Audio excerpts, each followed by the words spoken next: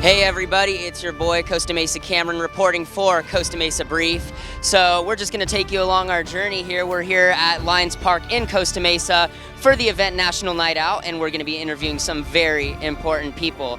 I love this event. I think it ties the community together. I think it's very important to create unity and just remind the city about who serves us and who we need to appreciate for their service, just like police and the ambulance team and fire.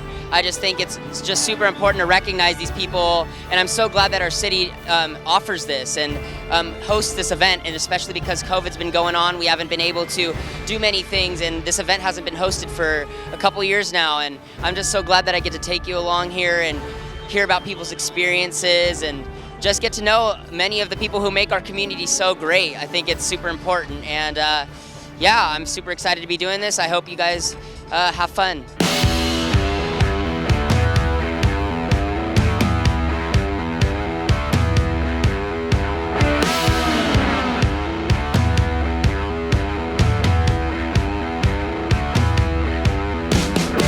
So I'm here with Captain Hurd. So Captain, how long have you been a firefighter? 25 years. So one question that I think a lot of people have is when there's an emergency response, every single thing has to come. The ambulance, the fire truck, the police. When it's like a low response or not an issue that's as important, how come the fire truck and everything has to come? Always, it's a great question.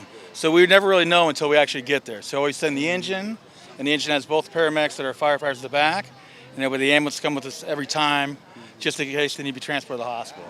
So you never know until you get there. So what do you think is the toughest thing about being a firefighter? The toughest thing about being a firefighter? Wow. It's just the everyday unknown, right? But that's part of the excitement. We don't know what's going to happen every day, but it's kind of tough because you can't plan for everything out there. Does Costa Mesa see a lot of fire issues, or is it just more like common or regular? The majority of the calls are medical aid calls, but we do have traffic accidents, fires, structure fires, brush fires, all arranged stuff like that. We also have mutual aid incidents where we send engines out of the county to fight fires outside the county. And what made you want to be a firefighter? I was in high school, took a EMT course, and then once I started learning about what the fire service is about, that was it from there. When I was 18, I started working my way, trying to get hired.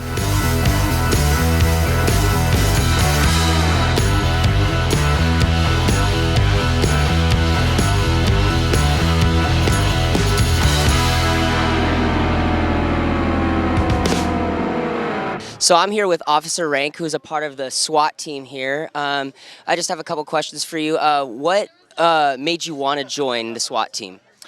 I was in the military for about 6 years. I was a prison guard in Guantanamo Bay, went to Afghanistan, did combat operations out there, came out of that and became a police officer, and I just thought, hey, I want to be the best of the best. I know the SWAT team with most agencies the people are respected in that case as far as tactics, being able to handle situations that are above what a normal patrol officer can handle. And so I just wanted that opportunity to be a member of our SWAT team once I became a Costa Mesa police officer. So what did it take for you mentally to be able to push through all of the obstacles you've overcame being in the field you are? You just have to have that warrior mindset of I'm not going to give up, I'm going to give 110% no matter what the situation is, and the public has this the public wants our help, right? And there's no situation too big for the police department, including our SWAT team, for us to be able to handle. And if we can't handle it, there's no one else but us. So it's time for us to lock it down, and we're going to handle whatever situation comes our way. So is pressure an issue for people in the SWAT force, or are you guys always usually under control with the jobs you have to handle? Of course, there's lots of pressure, right, from the public, our leadership, City Hall, but we just do our best to handle situations and make sure we keep a cool, calm demeanor. We're here to help the public in any circumstance, whether it be a SWAT call out or down to just a normal patrol call, because we're all officers at the Costa Mesa Police Department with various details, so we're all here to help the public. That's why we got in this field. So did you always want to be in this field and in this profession, or did you have any other plans prior to being a SWAT officer? I actually wanted to be a high school history teacher growing up. That's what I was kind of set on. After my time in the military, I decided, you know, this is something I really liked. I liked being this brotherhood, sisterhood here at the police department. I saw it through my time in the military. And so I made the transition into becoming a police officer.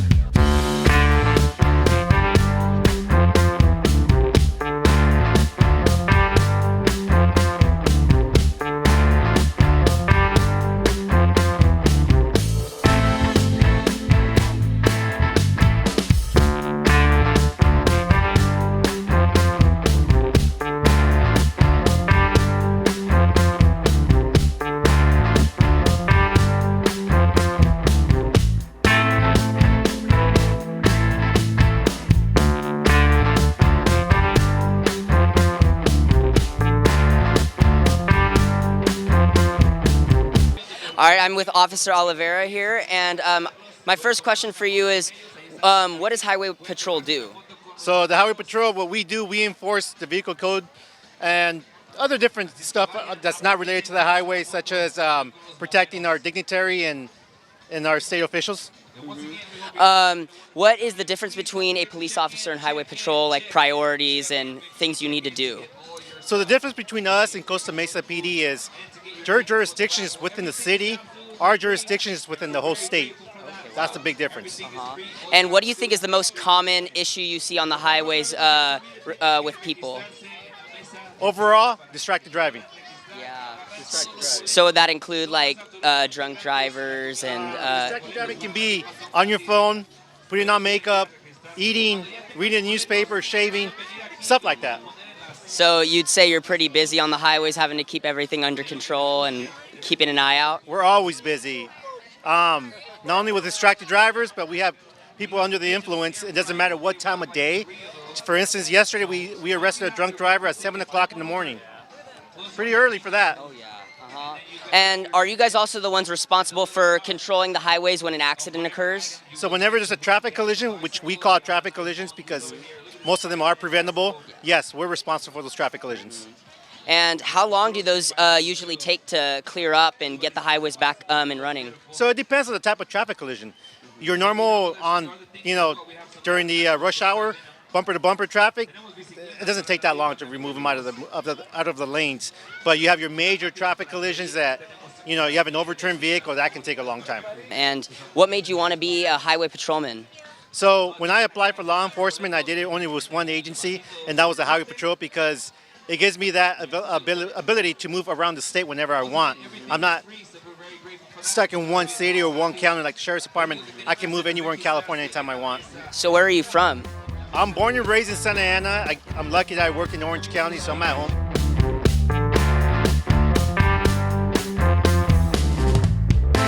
I'm 17 years old, and I would like to know what would happen to a person my age if they were charged with a DUI. Well, at your age, you're not legally allowed to consume alcohol yet. So if you had anything over if you had 0.01% alcohol in your blood, you would go to jail for DUI. Now, somebody who's legally allowed to drink over the age of 21 is not allowed to have more than 0.08% BAC in their blood. If you get a DUI, you would go to jail. You'd be booked on those charges, and then you would have a court date. And at the end of the entire case, your estimated costs right now in this year are about $15,649 in penalties and fees that you would pay, and your license would get suspended, and you wouldn't be able to drive for quite some time. So it's not worth it. And then the amount of lives that you could endanger also makes it not worth it at all. So how would somebody who has a DUI, essentially get their life back together and try to restart?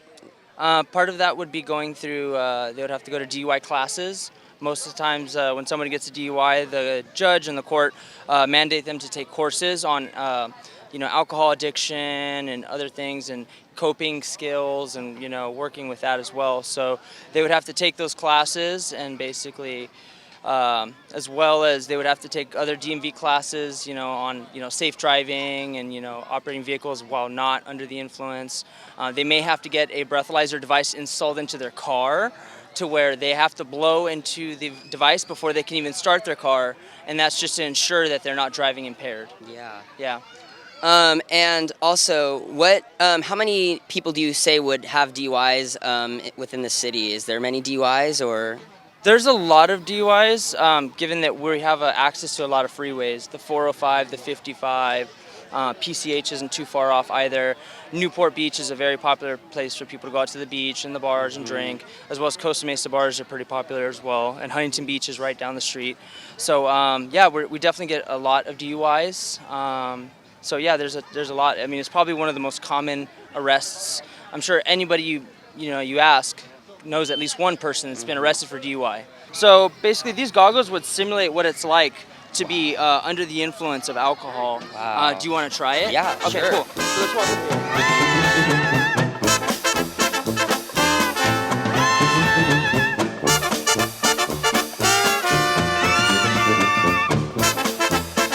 here. Basically, basically your eyes, your ears, everything works in unison. Your brain, your whole system is trying to coordinate everything. And the minute you throw a wrench into one of those things, I mean, you can see how hard it was to walk. Oh yeah. So, I mean, imagine getting behind the wheel of a car.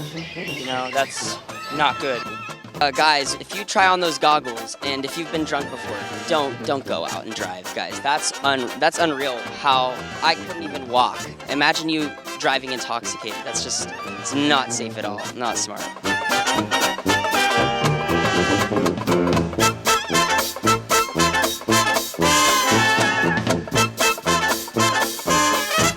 Can you just explain to me what CSI stands for? We're the Crime Scene Investigations Unit. And what is the purpose of CSI? What do you do here? We are a citizen unit where we go out to assist the officers at crime scenes to help and assist by collecting different types of evidence at the crime scene, whether it's fingerprints, DNA, shoe prints, trace evidence, basically anything to kind of prove who was at the scene, or if we find a suspect later, if there's anything to tie that suspect back to that scene. Okay, so what are the most common What are the most common things that you use in order to track people or in order to help your investigation? I would say our two most common items that we're using at a crime scene is our camera, because we're documenting everything through photography, and then our black powder. So it's a fiberglass brush that we process looking for fingerprints that are left on any smooth surfaces. And then we have a couple other things that we could do if it's like paper or cardboard or anything that's going to be more of a porous item. We're looking for DNA and fingerprints, but the two mainly used ones are our camera and then our fingerprint brush. And what would you say you find the most DNA on? What types of items do you think you would find? That one's usually if we know, because there's video surveillance showing maybe a suspect left something that was in their mouth, whether it's gum or a cigarette butt, or if we can see a suspect actually handling an item without gloves and they leave that item behind, that's going to probably be a good source of DNA. Do you usually find a lot of results with CSI, or is it very tough in order to find evidence? It's kind of a hit and miss. Usually, like I said, nowadays we have video surveillance at like just victims' homes, businesses, anywhere else. So kind of having that evidence along with looking for forensics, looking for DNA and fingerprints, it's all kind of a teamwork that we're doing. But every single kind of the law of evidence is that every time that you come into one area, you're going to leave something of yourself behind and take something from that area with you when you go. So we're just trying to prove that exchange actually occurred. How long did it take you to learn how to ride one of these? Well, I've been riding motorcycles since I was 16 years old back home. But the training for this is a month, at least a month long for this specific type of motorcycle. We do a 2-week pre-academy, and then we go to a 2-week actual certification academy to learn how to specifically ride this motorcycle. Yeah, it seems a little bit bigger than most motorcycles. Does that affect the balance that you need to have while riding? Yes, it does. It's totally, it's very top heavy, a lot more equipment on it. So you have to maintain your balance. And she was actually commenting on it because she used to ride a Harley Davidson, and she climbed up here and realized how big this motorcycle actually is. It's a 1250cc motorcycle, and but there's a lot of electronics that make it heavier. Wow. And do you also ever drive the car, or is it just motorcycle for you? Primarily, this is my job every day. If inclement weather, it's raining or things like that, then I would go to a car. Awesome. And say you arrest a person on the motorcycle, would you need to wait for another officer who has a car in order to escort that person back to the station? Unless I was trying to scare them by making them ride on the back, then yes, I call for another police officer with a car to come and transport them for me. So on this BMW here, this is our start button here. This is how we turn on our lights. So when I turn on my lights, and this is an indicator for me to remind me that my lights are still on. But this is how I activate my forward-facing lights if I'm going to do a traffic stop, or the rear lights if I'm doing a stop or at an accident to alert other drivers. So, and I could change the setting here and just change different. This will be just the rear lights, and then if I switch it on, then it'll be just the front lights. So I do that, and this is my clutch and my throttle. This BMW actually comes with a clutch assist, where if I'm doing some traffic enforcement and I need to get out of there pretty fast, then I could just use the shifter and just shift gears. I don't need to use the clutch. So it just helps for takeoff. So the vehicle, it's designed, it's got a dynamic mode. It's got a rain mode, so it helps slow down some things if the street's kind of wet. So it's a very nice put together motorcycle, very comfortable and very easy to balance.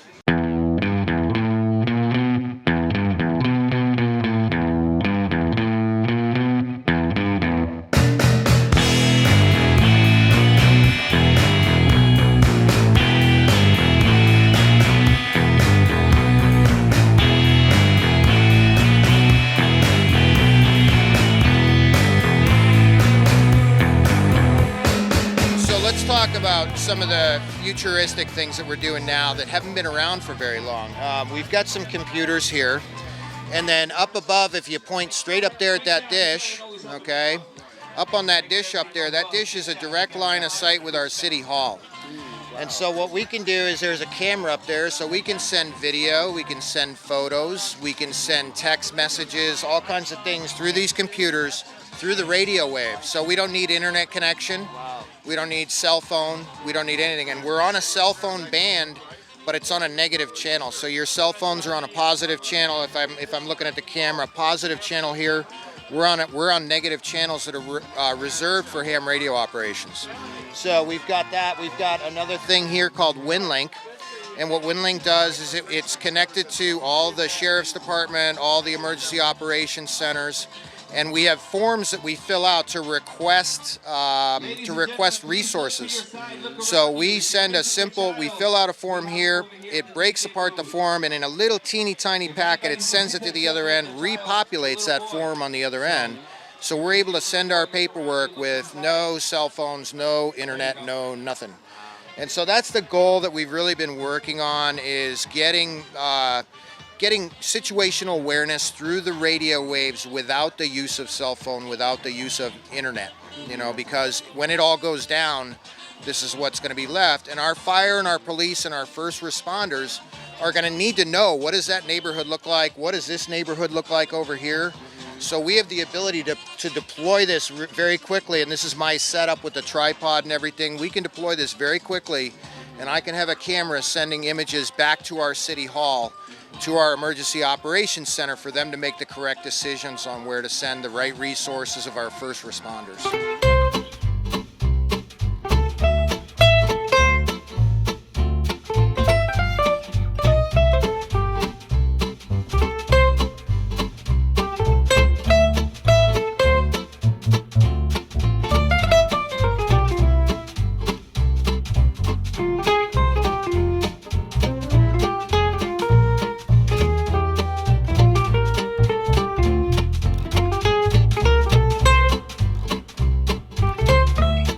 Explain to me what CERT is. The CERT stands for the Community Emergency Response Team, and this is the City of Costa Mesa's volunteer program for the Costa Mesa Fire Department. CERT really is our community members who become first responders in the event that professional responders are busy. And so we call it a first responder asset to support the fire service and the police department in the event that we need to. CERT members take 20 hours of training. They learn everything to deal with the medical emergency, how to set up a medical treatment area, how to do utilities, how to help do light search and rescue, and really to help the community recover from a disaster. So it sounds like they're very versatile. So what is the most common issue that CERT has to deal with? Like, what are some issues they need to address? Well, I think CERT training is really important, but it takes practice and it takes time for people out of their schedule. They're all volunteers, so they're giving back to their community, and they really are trying to stay up to date on their skills. So commitment is a little bit of timing. We ask people to give us 6 monthly meetings or come to an annual refresher in order to stay consistent in their skills and in their training. So would you need to be an adult if you wanted to participate and be a part of CERT? We let anyone ages 12 and up come through the CERT program with their families, and so we call it our Family CERT Weekend.